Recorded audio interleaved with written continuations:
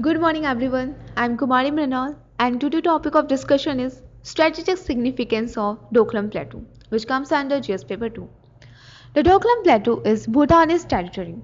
India, Bhutan, closest friend in the region, has an obligation to stand up for the Thimphu against the aggressive posturing by China, notwithstanding the subtle change in the language of an updated treaty signed in 2007 at the advent of parliamentary democracy in Bhutan. Article 2 in the yearly treaty, clinched in 1949, has said, "The Government of India undertake to exercise no interference in internal administration of Bhutan. On its part, the Government of Bhutan acts to be guided by the advice of Government of India in regards to its external relations."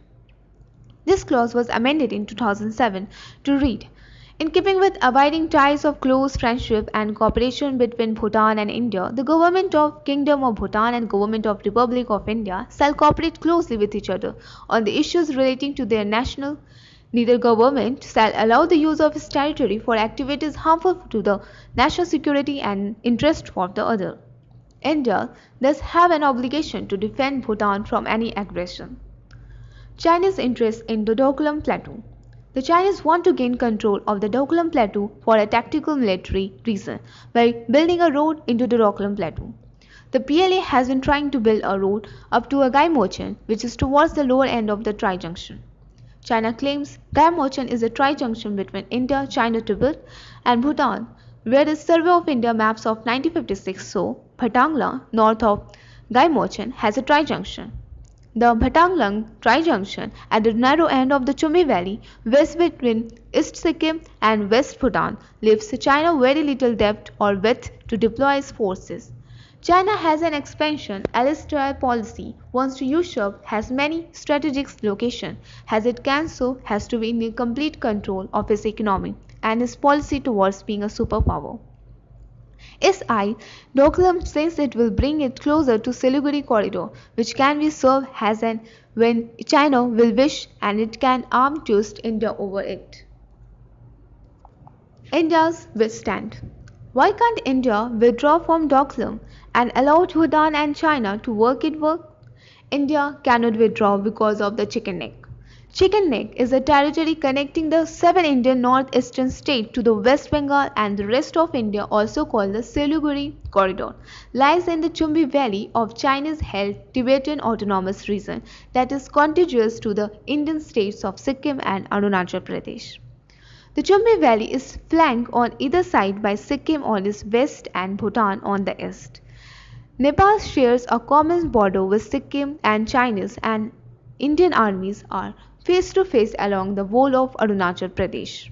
The geostrategic significance of the place for India is that it is able to monitor the Chinese movements of the Chumbi Valley. The Siliguri corridor is an area so constricted that it is amazing that after the debacle at the hands of Chinese, Indians have not developed their connectivity to desired extent. How can it create a problem for India?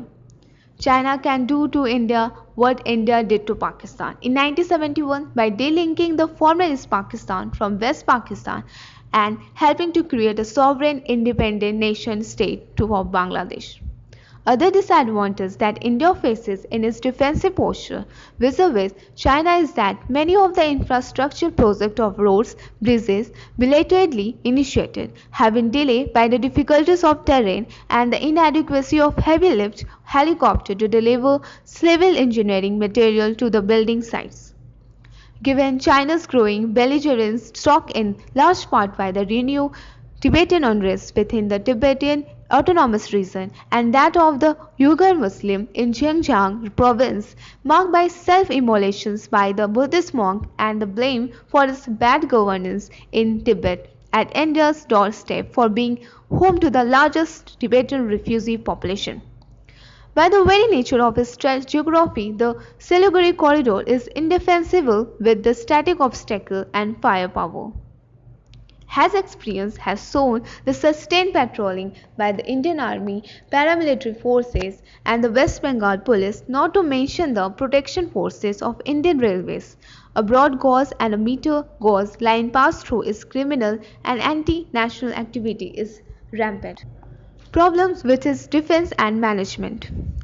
Defending it within an internal security concept will not work against a conventional military force of the type of the Chinese can deploy from the north of the Chumbi Valley, which is well supplied by a network of roads. The fact that Bhutan lies to the east of the northern limit of the Siliguri corridor creates a dicey situation for India. The use of Bhutanese territory for the defense of the corridor will attract the Chinese punitive action against Bhutan. To ensure the Bhutan's sovereignty, territorial integrity, and neutrality, India cannot do anything to jeopardize its very existence. The emerging Nepal factor is also disturbing for India given their to talk not allowing recruitment of Gorkhas for an Indian army. Chinese tactics.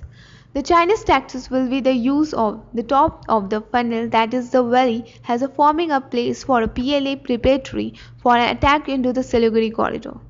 One indicator of the Chinese intention will be the strength of the battalions that are permanently posted in the funnel of the Chumbi Valley. What is happening in DOKLAM is indicative of this Chinese design to control this territory. Are Bangladesh and Nepal likely to connive with India? It is unlikely that Bangladesh and Nepal can connive. The reason are both are dependent on India. Nepal for trade and transit route, Bangladesh for water, Nepal again for a lot of goods and services. There are a good number of Madhesi in Nepal who can be a real nuisance. India has further the Hindu card in Nepal. Bangladesh cannot do it easily because of its economic dependence and also because it is strategically surrounded by India. That's all for today. Thank you.